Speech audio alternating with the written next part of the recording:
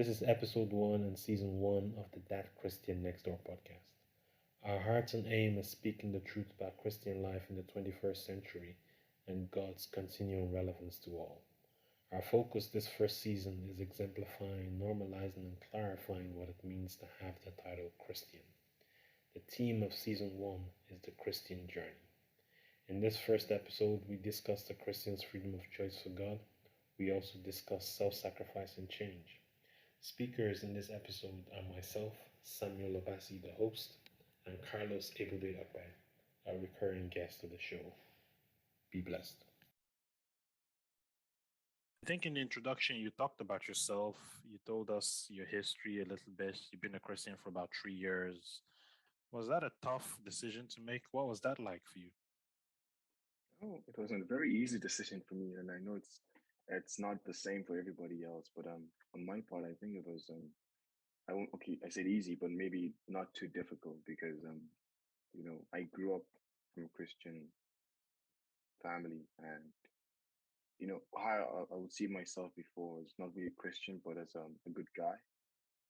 That was the word I would use for myself. But then being a Christian, or being a follower of Christ, I then you know decided to know this person that is referred to as our Lord and Savior Jesus. I desired more of him, and I decided to become like him. So that was it. So it was just good guy first, and follow of Christ next. So it wasn't really challenging for me, because for some other people it might be they have to let go of a lot of things, and they have to become a certain way, or have to act a certain way. But I feel like my lifestyle, or my life, was already filtered in such a way that I knew what was right and I knew what was wrong. But at the same time, I didn't have Jesus. So it was almost like I have to start a new life, but not really a new life, but this time I have to start it with Jesus. So that was just it, just starting this new walk with um, Jesus. So Yeah, I feel like when you say start this new walk with Jesus, sometimes it can sound a bit vague. yeah, And I don't mean this to you now, just in general. It's a challenge for Christians. What is it about Jesus? What is it about a relationship with God that is better than just being a good person? Do you get that question? yeah, I believe that anything that's outside God is just a life which is unfulfilled.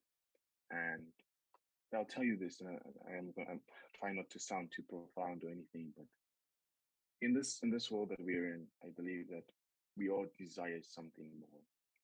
I believe in the Bible, if we read the story of a famous king, there is a story of a famous king. His name was King Solomon, and in one of the scriptures, he says that I've obtained everything. I've obtained money. I've obtained power. I've obtained women. I've obtained everything. I've tasted everything. I've enjoyed everything, but there's still something more. And I think that's how God has programmed each and every one of us, is that although we obtain things, although we live our lives the way we want, we're never satisfied. And it's because it's just the way he programs us, that even when we obtain the best of things, when we become successful in our own sense, we're not still fulfilled. We just want more. And I think it's just the way God has implanted that desire. That missing part of our lives is always him. I think it always points to him. And the answer, which I was speaking with one of my leaders, I think the way she answered that was that the answer that Solomon was looking for was that Solomon was looking for eternity. And who else has eternity but God? So, I know I don't want to sound too, make it look a bit mysterious and anything, but I believe that no matter how we are in our lives, our different paths, our different stages, even when we think we've obtained everything, and even if we believe that we've attained self righteousness, or we've walked, we've become the good people that we are, if we don't have this part that is God in our lives, we will never be fulfilled. We will never be fulfilled. So that's why I had to realize that. I had to be conscious of that, and I had to say, no, I rather start now. I rather start now to know Him, to establish a relationship with Him, so that when I do actually get like Solomon, if I do obtain those riches, that I don't ask myself that question and say, what is next? You know, Solomon had those things, but I believe that Solomon didn't have a relationship with God, and that's why his life was still a bit perplexed. And I don't know if that makes sense, but yeah, I think God is always the missing piece in each and every person's life. When they desire for something. Yeah, I think you make a really good point, actually. I was listening to a talk a couple of days ago, and what the person was saying was that there's a God-sized or a God-shaped missing part in Yeah, every one of us, yeah, and that missing part fits God perfectly, yeah. and I think that's actually really true what you say. You actually made a point there, and I want to go back into it. This idea of you knew you had to do this. How old are you? You're 19, 20, right? 20, yes. I just turned 20. 20 this year. Yeah. Lovely. So, like to most people, to me, anyways, you're quite young, right? Yes. And to say and to choose that I'm going to be a Christian, that's actually quite a profound choice. Because being a Christian is not something you just tick on the census. It's not something you just say because your parents or your mother or your uncle used to go to church and used to bring you along. Or it's not something you say because you had your confirmation or you did communion or something like that. Yeah. Being a Christian is actually a lot more serious than perhaps some people might make it out to be.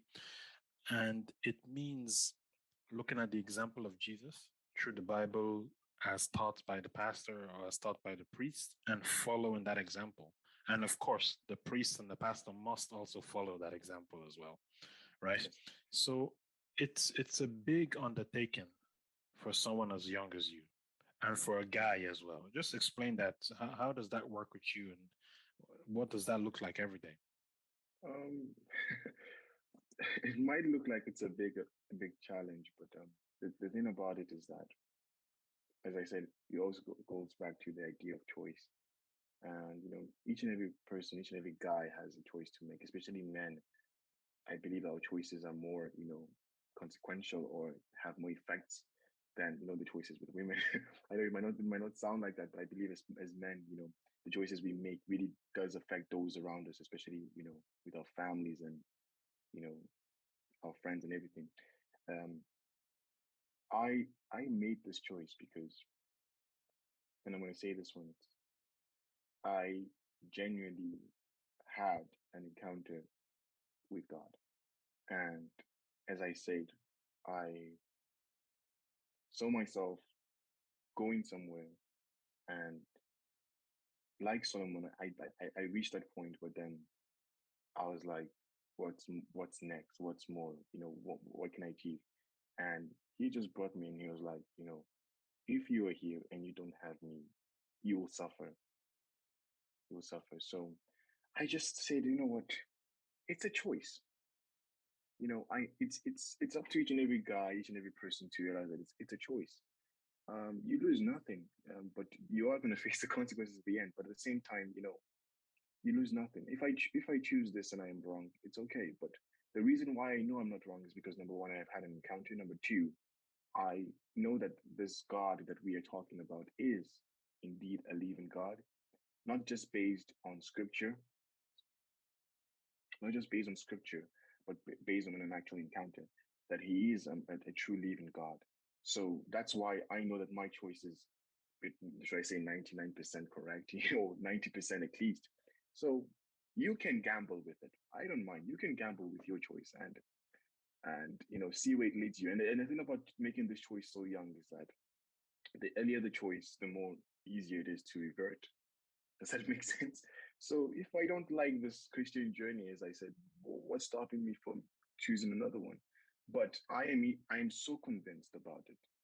I'm so in love with Jesus that I believe that this is the right choice.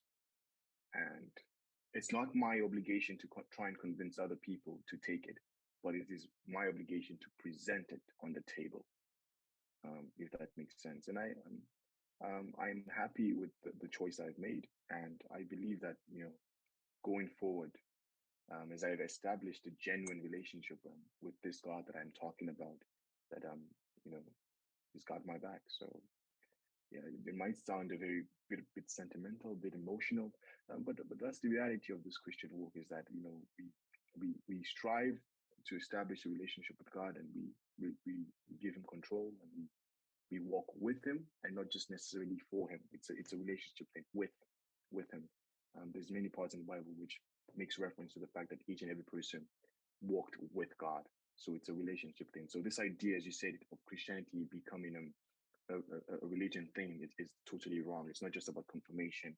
It's not just about baptism. It's not just about the social construct of your country. It's more about, are you walking with God? Are you in a relationship with Him? So that's it. So I know it's quite young, and you know I have no idea what I'm talking about, but at the same time, I'm genuinely convinced in my heart, and I have that conviction there that Jesus Christ is real, God is real, and yeah. Okay, you mentioned two things that I'll need to touch on. First of all, you mentioned this is what Christianity is about, right? So Yeah. I'm gonna go into that, and you can explain to me, what you feel Christianity is about. I guess the other thing then that I want to kind of lean on a little bit is the idea of, okay, you have made this choice. We know that no human being is perfect. What is the basis of your certainty? Are you are you afraid that you're giving up things? What are you giving up? Those would be my questions. Or you also mentioned something actually that you have nothing to lose, but in a sense you have nothing to lose, but you also have some things to lose. Like some of the things that some of the people your age might be engaged in and doing, you don't get to do it, and sometimes you might feel left out. Some company that some people your age might keep hanging out doing different things, you don't get to do that, or you choose not to do that because of your beliefs. So what is that like on a practical everyday basis? Do you have an example, or how does it feel to you? It's like it feels like you want me to say that I'm happy and I'm dissatisfied, but that's not the case. Yeah, I do get a bit sad sometimes, but I when you carry Christ in you, I believe that He strengthens you, empowers you on a daily basis, so that you are comforted by the things that you do not have, and He makes you think of the things more, like you lean more on the things that you do have. So yes, you don't really go out with friends much, you don't enjoy the pleasures of this world much, but then you get to speak with Him more. So it's like you sacrifice those things for your relationship with Him, knowing that this relationship is much better. And that's Christianity, because it's like it's relationship. When you get involved in a relationship with someone, you can't you can't cheat. You can't cheat. It's immoral to cheat. It's not right to cheat. And even if we go through the Bible, God just, anytime we see a people sin, the best way God tries to, if we read the Bible and we go through it and we see this idea of sin and pleasure and everything else, the best way God tries to correct or correct the understanding of what's going on is that He compares them, or gives this idea of the people cheating on Him with those things. Even sometimes He goes forward to say that they leave Him for a prostitute, because he sees those things as idolatry, as something which is unholy. So God tries to make us understand that this is actually a relationship, and if you're in it, you have to be committed. And the questions you're asking me is like asking a married man this question, that how do you feel that now you're married, you don't get it sounds funny, but that's the truth. But I already have this conviction that I'm married to Christ. I am in a relationship with Him. So I first of all try not to engage in those things, or engage in places which might trigger this idea to fall in love with another person, or fall in love with another thing, because I'm married. It's a relationship with Christ. So And the best way, you just have to look for things that strengthen the relationship. Of course, if a husband and a wife don't spend time together, if they don't talk, if they don't communicate, eventually the relationship is going to fall. So that's just it with me.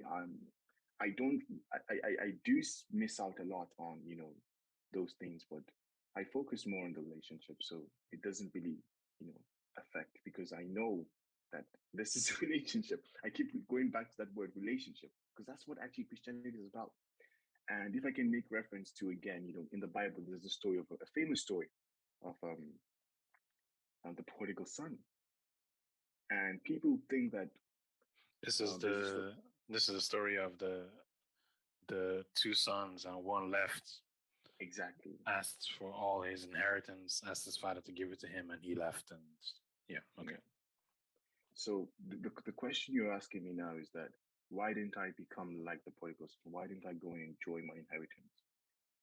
And the thing is that I am the older brother, but I'm better than the older brother because what the older brother was doing was that he was a slave. He made himself a slave in that in his father's house, he was carrying out his responsibility, but he did not know at the same time that he was a son. So, what I'm trying to say is that in this walk with Christ or in this Christian walk, you have to know your position. That yes, you might think you are the eldest son, you might think you're self-righteous, you might think that okay, yes, I'm doing the good things, but it's all about relationship. The thing about the older brother is that he didn't have the relationship with his father, and when you don't have that relationship, then you're not doing this thing called Christianity. You're doing something else. You're doing religion. You're doing slavery. You call it whatever you are. But once relationship is not involved, when you're not communicating with your father on a daily basis, that's when he now starts thinking that I didn't do those things. So where is my reward? But if he really understood that he had a relationship with his father, then he wouldn't have asked that question because he would have known what his reward was. But because he based his reward based on how he had to act and how he had to abstain from those things. I don't know if I'm making Based on sense. the work he had to do. Exactly, but it's not about that. And I know we'll talk about this more and we'll talk about, of rules and laws in Christianity, but it's not really about that. Being a Christian is not really about laws, it's about relationship. And I have to say this over and over so that we can, at least let the audience grab this that, being a Christian, especially as a guy, you might not see it that way, but you're actually married, to Christ. So that's it. I don't know if I'm answering the question well, but yeah. Yeah, I think you are. Well, you're telling us your experience anyway, so you can't answer it well or not well. Okay, you mentioned a couple of things there. You mentioned experience, and you mentioned sin. So that brings me to my kind of the logical next step. What is day-to-day Christianity like? Now, you don't have to go into extreme, Okay. detail, but just what does it look like? Who do you have to be? You have to be yourself. You have to be yourself, but you have to understand what you carry. And as I said, that you are married, that you have a ring on your finger, because like every day is full of sin. Temptation is everywhere, but then and not just physical sin, but with trials and everything, we can just get on your neck because you struggle.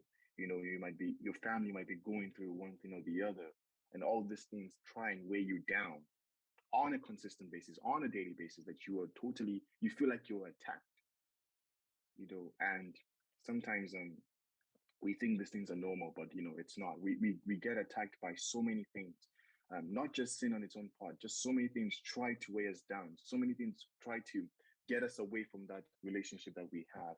But then that's the importance of having a strong or developing a strong relationship, so that we reach a point where we can come home and say, "Oh, my wife today was stressful, but you know I know I'm still with you, and I know you make me happy and all that stuff. But we have genuine peace through Christ. We have everything we need, strength, preservation, health, peace. Everything comes just by being in that relationship. So that when the other temptations may come, we know that we are married to the one who gives us these things. So yeah, like on a daily basis, there's so many challenges we go through. I go through temptation as well. Sin is everywhere. It's right, especially in this time, where so Just, many just, things are. um, just to cut you off there, just go into what you mean by temptation because it seems like a blanket word. And just, can you be specific about that? Oh, temptation is basically just what triggers you to sin. So how you don't want to sin. Well, there's something that actually pulls you towards it. So sin is not just bam. It doesn't just happen that way. It's like a magnetic force. So imagine trying to resist that magnetic force on a daily basis, because this thing we are in. It's called the flesh, and what happens is that sin is like the South Pole, and our flesh is like the North Pole. And then of course there's a magnetic force to it. It always pulls us to it. This flesh always pulls us towards sin. We're more attracted to sin, but then we know that we carry something greater that can withstand that force. And sounds interesting and all that, but that's the truth. So yeah, and sometimes we do fall. That's the part we always skip. We do fall. That's the Christian journey. That's the Christian journey, is that we do fall. But that's why our relationship is so strong. It's not like it goes now beyond the husband and wife, because you try cheating on your wife and seeing if she'll accept you back again. It's not that easy. But we have a high priest. The Bible calls him a high priest, who intercedes in this relationship we have. Imagine having a lawyer that anytime you cheat, the lawyer just goes to your wife and says, what, forgive him, and then your wife just takes you back. That would be awesome. But that's not the reality of it, unfortunately. But that's what Christ represents. He's the ultimate priest, the one who always gives us an opportunity to come back to the relationship that we have. Because before, in the olden times, they didn't have that. They couldn't come. Anytime they had to come, they had to sacrifice a lamb or do all the stuff. But through Christ, through him, we have a perfect relationship with the Father. And that's the Christian journey, is that when we fall, there's what we call grace that is able to lift us back up, that is able to strengthen that relationship even further. And then to reconcile us back to God. Exactly. Bring us back together. Yeah, but we don't try and cheat every day, because grace, we don't want grace to abound. Yeah. Well, this I guess if you're cheating every day, then it means you're not really exactly in relationship. Perfect. So actually, what you find is that typically a Christian would be who they are. They might slip, they might fall, but then they come back. And the instances and the number of times when they fall and they lie or they steal or they gossip behind someone's back, it starts to reduce to the point that even doing any of those things is again, it cannot agree with you. I remember I have an experience where something had happened and I was really worked up, and the person who I was worked up with was like, "Don't be angry. Why are you angry?" And I'm like, "No, no, no, no, no. I'm not angry. You don't know me. Anger is not a thing for me." And I don't think they quite understood what I was referring. But, I can be worked up and I can be really agitated about something, but not let it slip to anger. And what I was trying to pass across at that point in time was that as a Christian, anger is not something we don't, I don't slip to that level, right? I can be firm, but not angry. And that's the Christian journey, where you get to a point where certain tendencies, you start to just, it's like you're able to apply a blockade, like they can't really come into your life. So there was a time when the easiest thing for me was to steal. Sorry, not steal, to lie. So it's like when an uncomfortable situation came, I was like, look, just lie. Who know, right? And then it got to a point where it's like, no, I can't. And maybe I might do it in the end, but then it's like, so the next time I'm like, no, I can't. So it then got to a point where it's like, I actually started to see that it was easier to tell the truth. It was easier to tell the truth because, yeah, the person mightn't like what you did. Your boss mightn't like what you did. Your friend mightn't like what you did. But the most important friendship, the most important relationship is the relationship you have with God. And I need to be true to that, even if it causes a little bit of inconvenience with my friend or with my boss or with my coworker or whoever it is. And that's the Christian journey. You start off and you're not perfect. You have ups and downs. Some day you're anxious and your anxiety boils over. Some days you're worn down and you snap at somebody. Some days you feel something, and when you could have been kind to somebody, you weren't kind with them, right? But then gradually that starts to change. That nature, those tendencies start Yeah. to change. And they don't Yeah. start to change because you looked in the mirror and you're like, no, they start to change because you are becoming more and more like him, like Yes. Jesus. Yes. And he's imprinting himself on us. Yes. Would you say I that's agree. what you're I agree.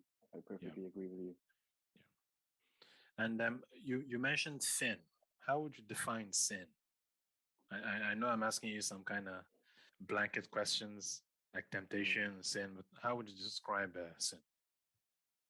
Well, sin is, to me, anything that falls outside God's laws.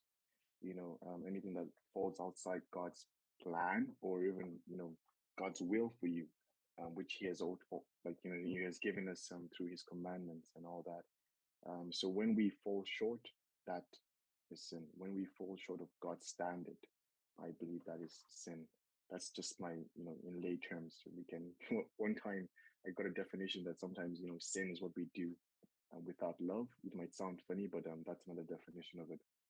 But yeah, in layman's terms, sin is when we fall short of God's law or standard, which He has set aside for us. I actually like that definition you said. Sin is something we do without when we do things without love. But actually, when we do things without love for God, Okay. right? Because when there's no love for God, and given that it's the love of God that guides every other action that we have, and then certainly you will probably do something wrong. Okay, the next question is probably a little bit more personal. I know you're a young man. I know you probably haven't been out in the world as much and whatever, but do you have any kind of change that you can point to? So this is who you used to be. These are kind of things you used to do, and this is who you are now. Do you have any kind of heavy past experience with sin, or were you just kind of just a normal kind of guy doing normal kind of guy things, and obviously look answer what you can, and Yeah, of what you course. can to you can I that, think that the most, you can leave that between you and God. of course, but I think the most famous type of sin which we all commit is the one for lying, especially with men. I don't know what it is with the tongue of men, but yeah, lying was a heavy one. We always try to escape situations as best as we can. So before I was a liar, always try to escape out of a situation through the tongue, and that was I wouldn't say heavy sin, but that was there as well. And who I was, basically, I was that good guy, but I just felt like the- like some parts was just not right, you know, in certain points of my life. I just felt like it was not right, and I had to actually walk in total obedience. So yeah, I believe that lying was one of them. Like stealing, not really. Unfortunately, this idea of sexual immorality was not really heavy with me, but I'm aware that many people do struggle with it, especially at my age. So that's pretty much it. So Yeah, that's I think, to be honest, some people, and it's just the way life is. Anybody can be a yeah, Christian, right? of course, The worst person or the nicest person, so to speak. yeah, I used to have issues with pornography. I think I might have hinted at it in my own interview. This idea of yeah, objectifying women, yeah, and I think it's something that a lot of people who are now Christian, who now are trying to be like Jesus and to follow that mm, path, that's something that they struggle with, especially young men. I'm not sure about women, but mm, especially young men. Anyways, everyone has their own story, so until they tell, then you know. But that was something that I struggled with for a while. And what changed my mind and what changed who I am was I reached a stage where I said, okay, I want to have a relationship with God. right? But even while I was in that relationship with God, I was still struggling with that. mm, So it got to a stage, and this is, we talked about this a little earlier, this yeah, idea that you fall, but then you get to the point where it's like, actually, I need to do better, right? You fall, but then it's like, okay, I need to do better and I can't make the same mistake. So what I found was that, yeah, I'd given my life to God, and I was still doing this thing that really didn't feel right to me to be doing. And I wasn't a Christian. Let's be straight. You can't be a Christian and be, sinning at the same time. But I was in the process, I was in the journey of becoming more like who he wants me to be, right? So then another time would come and I would be faced with the choice and I'd be like, no. But then I might struggle and fall again. But then what really kind of broke the kind of cycle for me was one time, just I think I was in church, and there was something being talked about by the pastor at the time. And he was like, what you value the most tells you who you love the most, or what you value the most tells you what you love the most. And I was at a point in my life where I wanted to love God, right? And that hit me. And I was like, okay, actually, if I want to love God, then I can't love this thing. I can't keep doing this thing. Like, that thing was a desire that I had to do that to satisfy myself, you know, but also an overriding desire. The overriding desire of my life was to have meaning, to have relationship with God, to feel that God shaped, God sized hole, right? And I knew that I had to give that up. And that's actually how I approach a lot of things in my life, where if it's anger or if it's anxiety or if it's not loving people, I think to myself, who do I love most? Do I love God most? Or do I love being like this? Do I love not liking people? Or do I love being angry more? Who am I going to choose here? And what helps me in my journey is I choose God. And when I choose God, it takes me down a path where everything else starts to make sense.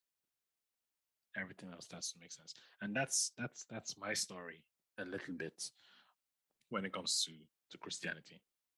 The last thing that I will kind of touch on is Christianity, or being a Christian, is defined by relationship to Jesus, right? mm, Relationship to God. And not just as in, oh, he created me, not mm, just that I had a baptism or a confirmation or communion, more so that this is who Jesus is and this is who I have to be like him. mm, mm. So, what are some examples of the, so to speak, rules or relationship qualities that signify that a person is Christian? That's a good question. And, if we talk about rules and regulations and laws or whatever you may put it, the first one we think about is, the Ten Commandments. And we always think, okay, if we obey the Ten Commandments, that's it, we're Christian. But I think it goes further. It goes further. Um, I believe it's in Matthew, in the Bible in Matthew. I think Jesus talks about this rules, and he classifies them as two. He categorizes them under two rules.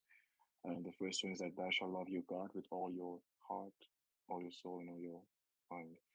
And the second one is that thou shalt love your neighbor as you love yourself. So, as you profess yourself to be a Christian, you have to love God. And that's I love how he puts it when he says love God. As you say, if you love God, you value him. So whatever else that you value, you leave aside, or you thought you valued, you leave aside. So it means that that is applicable to the Ten Commandments. If you love God, you do not fornicate, you do not lie, you do not steal. He puts it very, very concisely by saying that love God with all your heart, because he knows that when you love God, you forsake, or I'm just going back to, I know I'm not really answering the question, but I'm just going back to what you were saying about value and what you value. And, sometimes you might not know it, but you still value those things. You might still have, this desire to go back to those things, but you recognize the fact that you love God more. You want more of Him. So that's why you deny yourself of the things which you believe that you like more.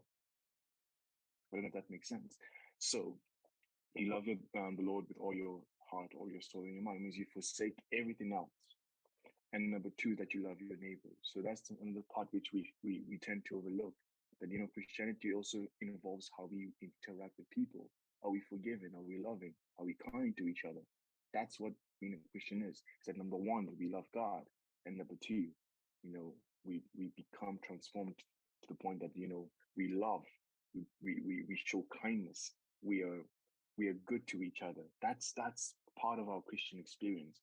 And how we strengthen it is by, of course, spending time with Him more. What you give your time to is what you actually become. If you spend time maybe playing soccer, you find that eventually you get good at it. So if you spend time, if you're committed to the relationship which you have with God, is that maybe you dedicate time to studying His Word, to listening to Him, to worshiping Him and reverencing Him, then He begins to transform you to becoming more like Him. So being a Christian, of course, as I said before, is a lifestyle which is central to it's more personal for you, and it is reflective in the way you interact with other people as well. So I know some people say I'm a Christian, but then you're more like a Pharisee. A Pharisee doesn't have. Yes, he's aware of the word. He can quote scriptures. He has proven he has the title, but he does not have the relationship. So and, Yeah, just to clarify, a Pharisee is somebody yeah, from the time of Jesus who was part of a religious sect or a religious belief. And they had the religion, but they had no love. They didn't have love for God or for people. Now, not every Pharisee was like that. There were some good ones that are in the Bible, but by and large, some people can be Christians. I think that's the point you're making, where they are Christian just by religion, but yes, actually not by action. Yes, and that's what I think also the podcast can be able to make us unlearn these things, not just learn, but also unlearn the things which we have heard about being a Christian, and which we know about Christianity as a community or as a society. Is that it's not really religion as per se. It is a more in-depth love for God, love for the things He loves, and also becoming like Him, and also expressing love for others. When we begin to express this, the Bible puts them as fruits. That adds to our Christian experience, that we don't only see it, but people can see it within us. So yes, the first thing is that it becomes personal for you. You make that choice, but as a second aspect to your Christian walk is that people can begin to see that yes, this person is indeed like Christ, or is indeed a follower of Christ, which by your definition is a Christian. So I think you make a good point. Although one thing I will say is sometimes some people just won't see, yeah, like, because they have no reference, of right? course. What does a Christian look like? So even if you're the nicest person in the world, they'll see someone else who's nice according to their understanding of what nice is like, and like, oh, they're nice, but you yourself, they'll probably never describe you as nice. So anyways, it is what it is.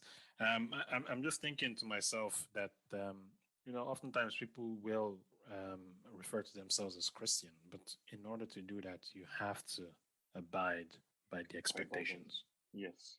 You just have to. And as you said it yourself, the first one is to love God with all your heart, soul, and mind. The second one, love your neighbor as you love yourself. Yeah. And that's just it. And when we talk about loving your neighbor as you love yourself, you can't love your neighbor as you love yourself without loving God. Loving yourself, or loving God. Yes. So I think that's just such a. I think there's a lot of people who are just nowadays they're like, okay, I'm a nice person. I treat Mm. people nicely. I give to charity. I feed the homeless, and I do this and I do that, and I thank God for them. And there's a lot of wonderful people who do a lot of really nice philanthropic things, just helping people out. And it is a tough message, but without the love for God and the love of God, you're not a Christian. Because God's example of love, when we try and love like He does, God's example of love is the best type of love. Yes. That's actually something a Christian has to just accept, that there is no one who can love like God can love anyone. Yeah. Yeah. So when I love like He does, as He gives me the ability to do, then I'm a Christian. When I try and love on my own with my own understanding, yes, I'm putting clothes on someone's back and I'm, giving them food to eat and all that. But in terms of their eternal safety, in terms of when they die, or in terms of after all this is over and I'm gone, what happens to them? And I think that's so key. God treats us equally in terms of His expectations. He wants me to tell the truth. He also wants you to tell the truth. He wants me to love. He also wants you to love. There's no difference. So oftentimes I think historically in Christianity, you have some people who have identified as Christian who have done things that go against what's in the Bible. Yeah. More about I'm a Christian. And maybe these people were in positions of power, who knows? But the expectation on me as someone who's been a Christian for years, and the expectation on you as someone who's been a Christian for a couple of years, is the exact same as the expectations on somebody who maybe decides at the end of this podcast, I want to try Christianity. We have to live a true life to God and to others. We have to love genuinely. I agree. I agree. As I said before, and I think in the last podcast, is that Christ told us that anyone who must follow me means anyone who wants to become a Christian. If you want to be associated with this term, is that you have to carry your cross. You have to carry your cross daily. That's the expectation, that He expects you to carry your cross. It doesn't say carry that cross or carry this cross. It says carry your cross. So I believe that should resonate with the message that you have just shared about how the expectation of God for each and every one of us who profess Christianity is always the same. So yeah. Okay, well, thank you so much, Ebube, for your time. I appreciate it. I've gotten to know you now for I think about 2 years or so. And I'm just really astounded by you and by your faith, making the choice that you have and being consistent with the choice that you have made. I've seen it firsthand in the time that I've known you. Oftentimes, you know people, but you don't know of their faiths. You just kind of know of them, you see them. But I actually know of your faith. I've heard you speak about it, and I've seen it as well. I'm thankful to God for you, and I'm pleased to know you, and I'm glad to be doing this with you, and be on this journey with you. And look, I'm excited for what the future holds for you. There's nothing that's impossible really for you. So nice having you, and I know that we will be together in future episodes. So thanks so much for having me, and God bless you, and God bless this podcast you have here. Sure. Thank you so much. You have been listening to the That Christian Next Door podcast. For more information on the podcast, our activities, and who we are, you can search for us online at www.thatchristiannextdoor.com. Alternatively, you can find us on Instagram at thatchristiannextdoor. If you enjoyed the episode, please share us on your social channels and follow us on the podcast streaming sites. Thank you for listening. Be blessed.